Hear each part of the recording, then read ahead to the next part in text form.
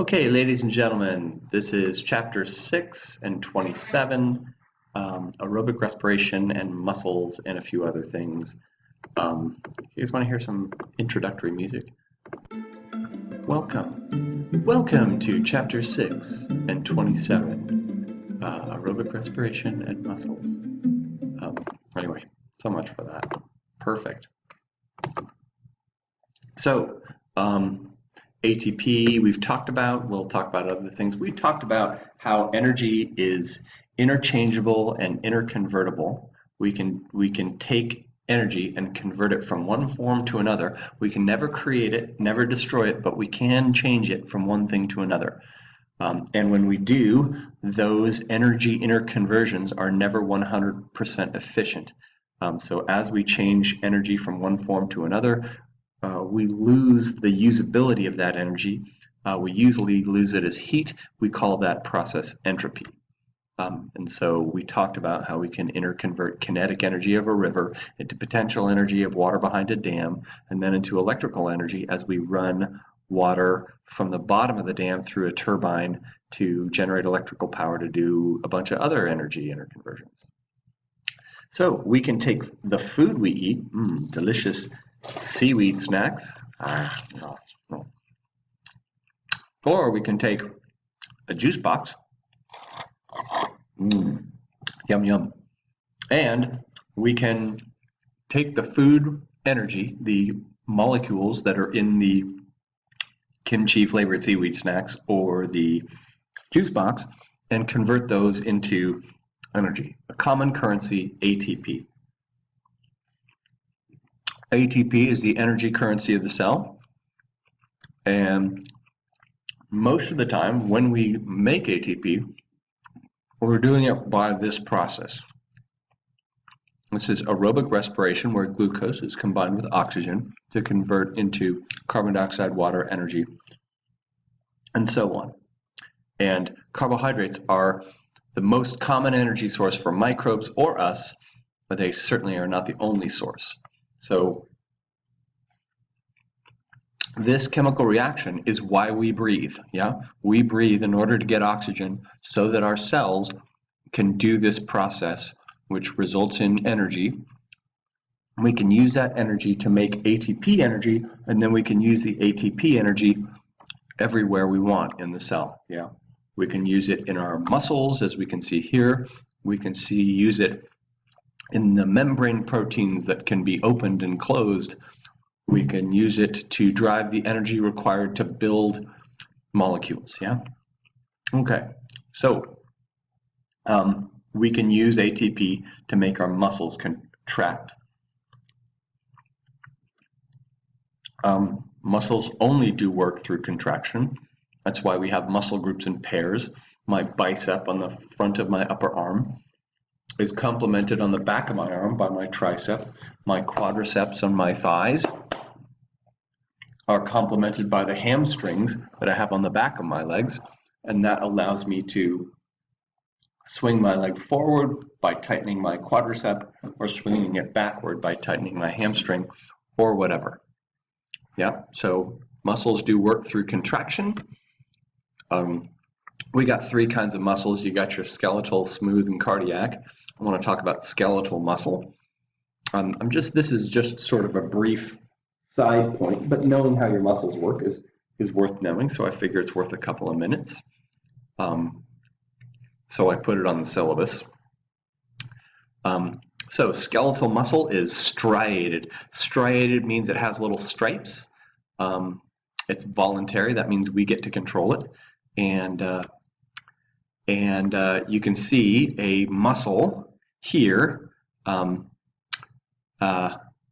bound into a sort of a bunch of sub-bundles, and then sub-bundles within those sub-bundles, until we get to a single muscle fiber, a single cell that itself has bundles inside, and those bundles have a single contractile unit called a sarcomere. And the sarcomere is bound on the left side and the right side here by a Z line, and we can see a bunch of little fibers going across. And if we see here, those fibers are the actin and myosin fibers that we just saw in the previous slide. Yeah, here we can see it a little more closely. Excuse me, sorry about that. Anyway, so as we can see, myosin binds ATP, it hydrolyzes it, and as it does, we have a cycle of binding. It grabs onto one of these little actin fibers and then pulls it, and then lets go as another ATP binds. Yeah, so the net result is 1 ATP for 1 pull of myosin on 1 little fiber of actin. Yeah. How does that work to shorten muscles? Well, again, we can see here our little Z line proteins are sort of foundational proteins. We have our actin, we have our myosin in the middle, and we have our little myosin heads on the right side and on the left side. And when the little myosin heads grab the actin fibers and pull them from the right and from the left, the whole sarcomere gets shorter. Yeah, you've got hundreds of little fibers hydrolyzing hundreds of little ATP, and you've got zillions of these little sarcomeres all working within a single muscle, all pulling from the left and pulling from the right to basically pull those two walls together, so to speak. Yeah. Anyway, so that's all you really need to know about muscles, is that they actin and myosin sort of pull on each other. Of course, there's other things that are worth knowing, and these you don't need to know, but I figured I should just tell you briefly, because we spent some time talking about dopamine being released by your brain and so on. And your brain, of course, ultimately controls your muscles. Yeah, when your arm moves because you tell it to move, effectively because your nervous system tells it to move, and it does so by releasing a neurotransmitter in the same way that your brain releases dopamine. The neurotransmitter in this case is not dopamine, it's another one called acetylcholine, and that gets released, and that causes a bunch of other things to happen, ultimately resulting in the grabbing of myosins onto actin fibers and pulling them, and that makes your muscle contract. And there's other details that you don't really need to know, but you can see here that there are other proteins like troponin and tropomyosin that are involved. Okay, but again, that's what you need to know. Yeah, okay. So aerobic respiration, where does the energy come from to make this happen? Well, it comes from the food you eat, converted by which organelle? Toughie there, right? I think 90% of the class got this on the first time I asked it, and this is probably, the third. It is the mitochondria. The mitochondria is the powerhouse of the cell, because 90% of the ATP your body makes is made by the mitochondria, but not all of it, not 100%. Again, aerobic respiration of glucose, sugar, is the most basic means for cells to acquire energy. But if that sugar is coming from seaweed snacks or from juice boxes, seaweed snacks and juice boxes also have protein, amino acids, which can be burned. The majority of your amino acids are not built into proteins that you eat. The majority of amino acids and proteins that you eat get burned up in chemical reactions similar to this one, and carbon dioxide, which we exhale, is exhaled away, and that forms the the last remnant of the carbon atoms that were in the sugar that we ate, or in the protein that we ate, or in the lipids, fats that we ate. All of those can be effectively burned in the metabolic furnace. Combustion, this is, if we took carbohydrates like this seaweed snack and we lit it on fire.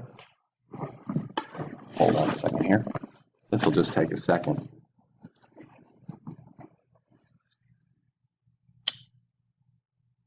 Oh God, no, it's burning, no, no, no. Okay, phew, that was close. Delicious. Anyway, combustion has the same equation. I hope that doesn't, there's a smoke. We're gonna open the door just for a few minutes.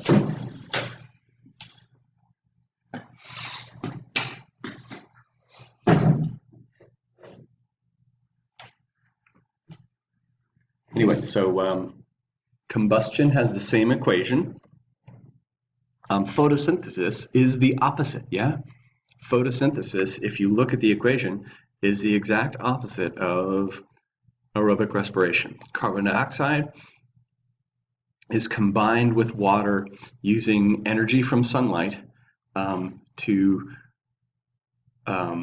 form glucose, to make food and release oxygen as a waste product, yeah?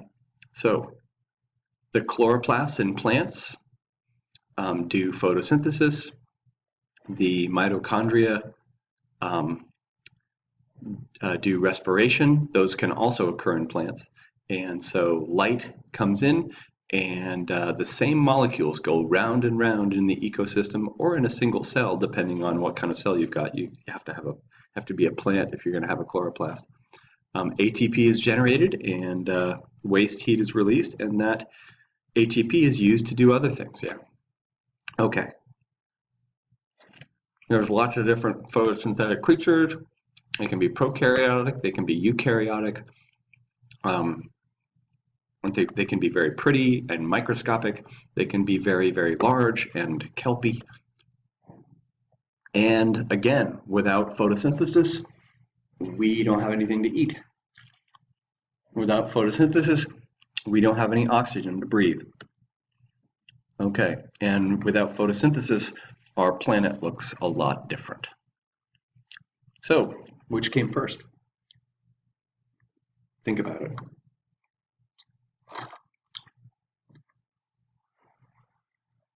Well, so the answer is you can't have aerobic respiration that uses oxygen unless there's oxygen in the atmosphere. So it's likely it's a little more complicated, but the most likely answer is photosynthesis, yeah? That is not to say that producers things that made their own food, photosynthetic producers, came before consumers. Consumers could have been on the planet first, and right, because there were molecules on the planet, right? Where did those there had to be molecules for the first living things to be made out of. Anyway, I think those are interesting questions, don't you? All right, well, maybe you don't, but so aerobic respiration. This is pretty much all I really want you guys to know. Glycolysis, there's three major stages. Glycolysis, the citric acid cycle, and electron transport. Glycolysis, you break glucose in half and you get a little ATP, 2 ATPs every time you break your glucose in half. Citric acid cycle, you dismantle the rest of the carbons and you release them as CO2.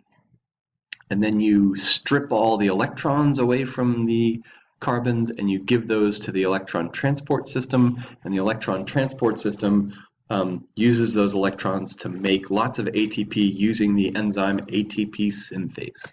So glycolysis happens in eukaryotic cells in the cytoplasm, and citric acid cycle and electron transport occur in the mitochondrion, and these two are oxygen dependent. Glycolysis is not oxygen dependent, and we'll talk about the importance of that.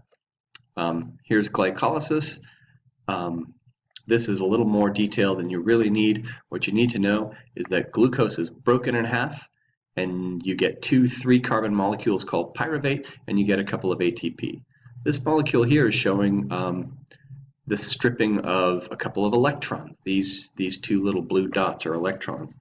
This is actually a 10-step process, yeah?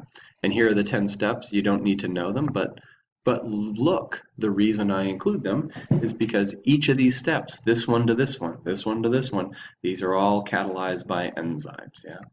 So enzymes do it. 10 enzymes in an assembly line doing glycolysis.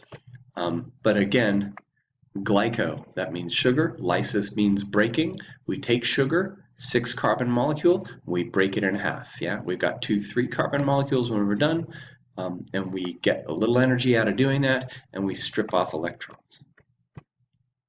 The Krebs cycle. This is also the citric acid cycle, the tricarboxylic acid cycle, whatever you want to call it.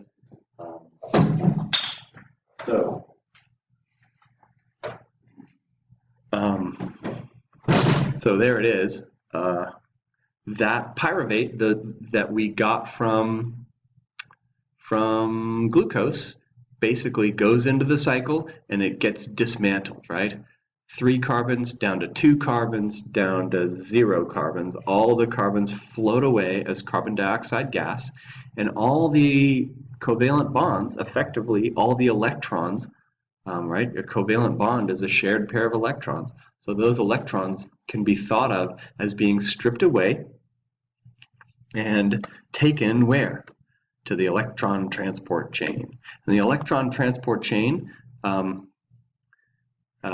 takes the electrons, and it's kind of complicated, but I summarized it here. And this is really what you need to know is that ATP synthase spins around and generates lots and lots of ATP. Using a proton gradient. The proton gradient was generated by electrons. Electrons effectively lure, right?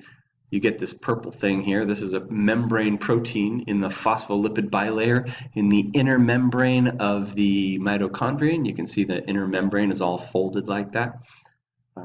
The more folds, the more surface area. The more surface area, the more of these structures you can get into your little bean-shaped organelle.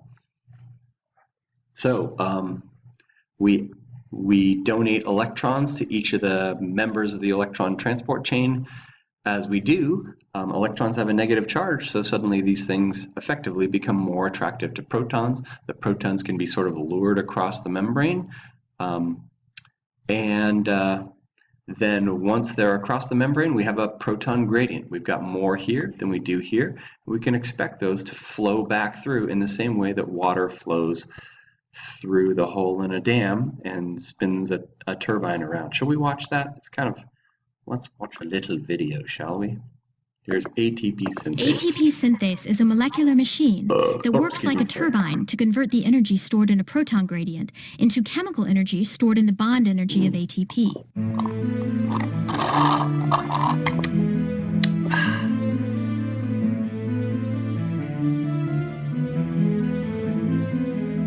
The flow of protons down their electrochemical gradient drives a rotor that lies in the membrane. It is thought that protons flow through an entry open to one side of the membrane and bind to rotor subunits. Only protonated subunits can then rotate into the membrane, away from the static channel assembly. Once the protonated subunits have completed an almost full circle and have returned to the static subunits, an exit channel allows them to leave to the other side of the membrane. In this way, the energy stored in the proton gradient is converted into mechanical rotational energy. The rotational energy is transmitted via a shaft attached to the rotor that penetrates deep into the center of the characteristic lollipop head, the F1 ATPase, which catalyzes the formation of ATP. Great music there. Anyway, so we can see the F1 ATPase portion of ATP synthase has been crystallized.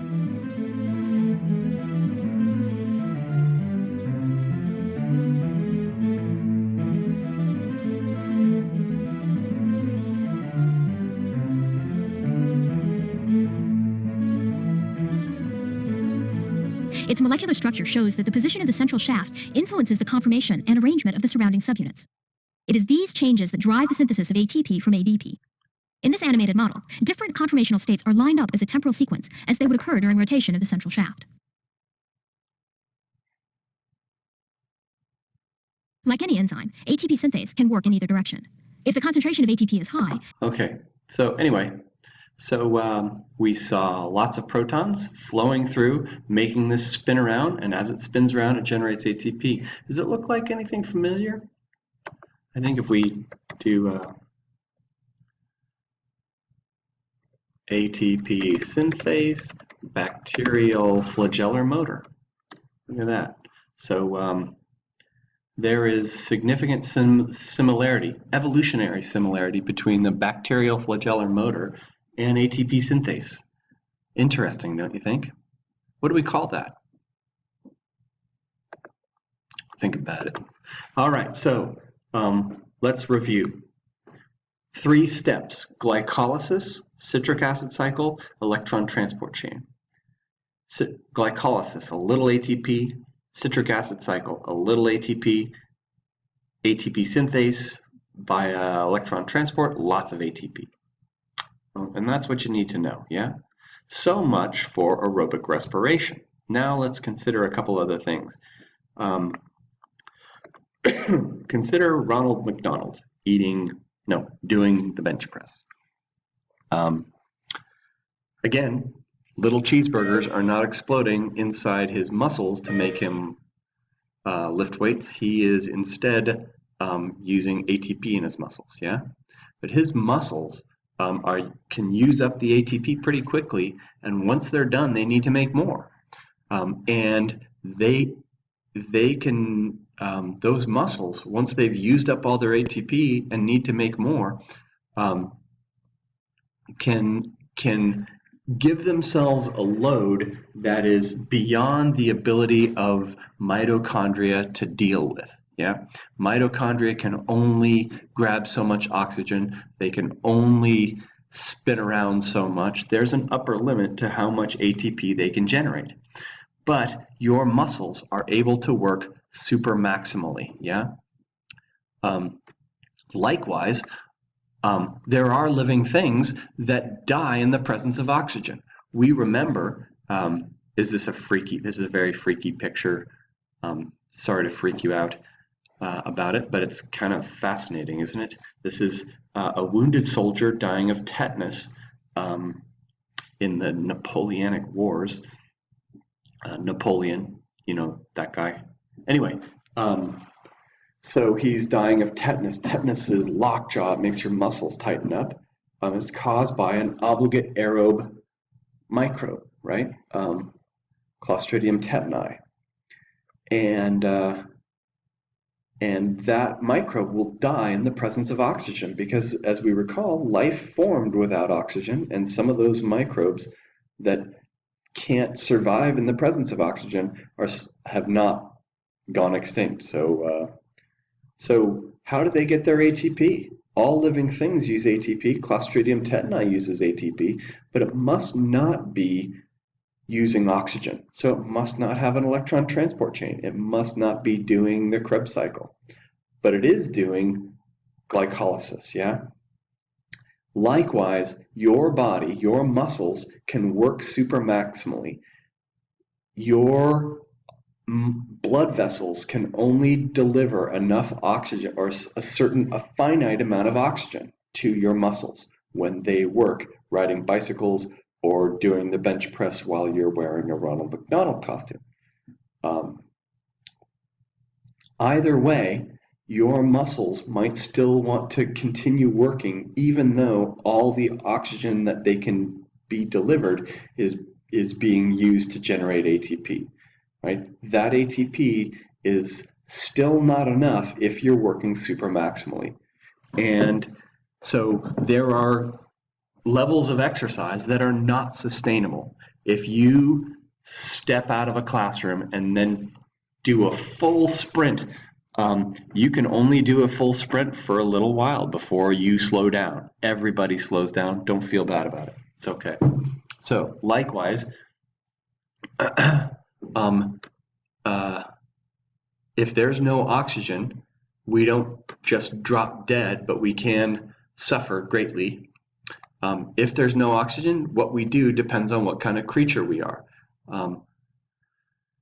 Humans slow down, but they are still able to work super maximally for a while. Yeast are unicellular microbes, and when they don't have oxygen, they can still live inside a big barrel. And inside this barrel, what else do we expect to be there? Wine. That's right. There's wine in here being made by yeast. Yeah. So yeast, when they break down glucose in grape juice, they make alcohol. This guy is not lying on the ground because he's drunk, right? When he exercises super maximally and his muscles don't have access to oxygen, he doesn't make alcohol as a waste product the same way that the yeast do. He makes something else, lactic acid. So lactic acid fermentation and alcohol fermentation are different from each other. So without oxygen, yeast make alcohol. Carbon dioxide is a waste product, yeah? We don't see that carbon dioxide in wine because the wine cask has a little open hole there, and so all the carbon dioxide can bubble out. But if we have a bottle of champagne, well, the yeast are in there and they're still alive, the grape juice is in there, and the whole thing is tightly bound with a really thick bottle and a really powerful cork tied down with metal wire, and so the carbon dioxide never is released until you pop the top on that bottle of champagne, and therefore the carbon dioxide that was made when the yeast did fermentation is released when you pop your champagne bottle. Yeah. Anyway, fortunately, when we exercise, we don't make alcohol. That would turn bicycle races into very destructive affairs. But those are two examples of fermentation end products, yeah? When your muscles work super maximally, you accumulate lactic acid in your muscles, and you generate a little extra ATP. This is not sustainable, yeah? And it's also not the only thing that living things do in the absence of oxygen when they need to do glycolysis.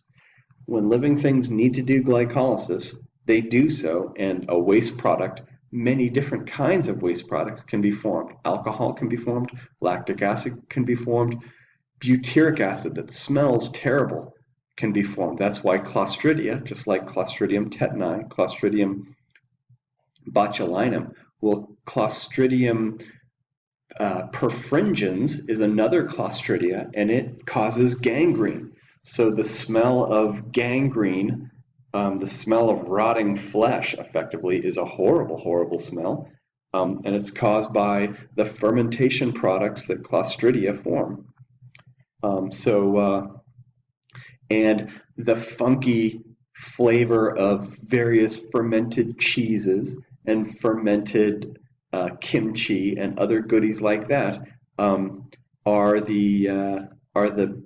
those flavors come from all the great fermentation products that various diverse microbes can form when they ferment various foods.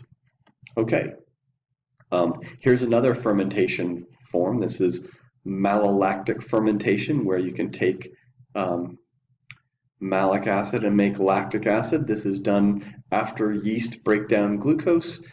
Bacteria can make your Chardonnay buttery Chardonnay. Yeah. Anyway, moving on. So metabolic pathways are interconnected. Can you see aerobic respiration? Well, you should be able to see a big circle here where it says carbohydrate metabolism. That circle should be the Krebs cycle, yeah? And these 10 lines here, this 10 dots here, these are the 10 enzymes involved in glycolysis, yeah? And then this mess here is probably the chemical reactions in the electron transport chain, yeah? And you can see lipid metabolism can meet up in various spots along here. In other words, lipids can be broken down in the same metabolic pathways.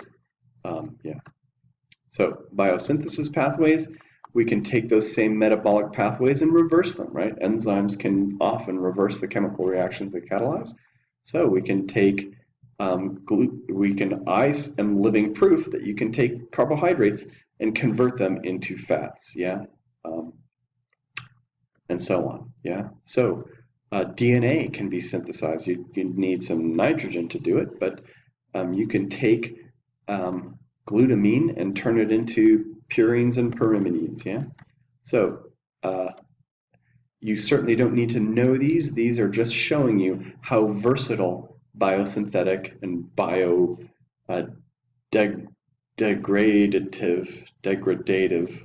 I don't know how to say it, but anabolic and catabolic pathways are interchangeable and interconnected. Okay, the portion of aerobic respiration which generates the most ATP is that one, electron transport. Yeah, great, oh, super. Okay, and that's all I got. All right.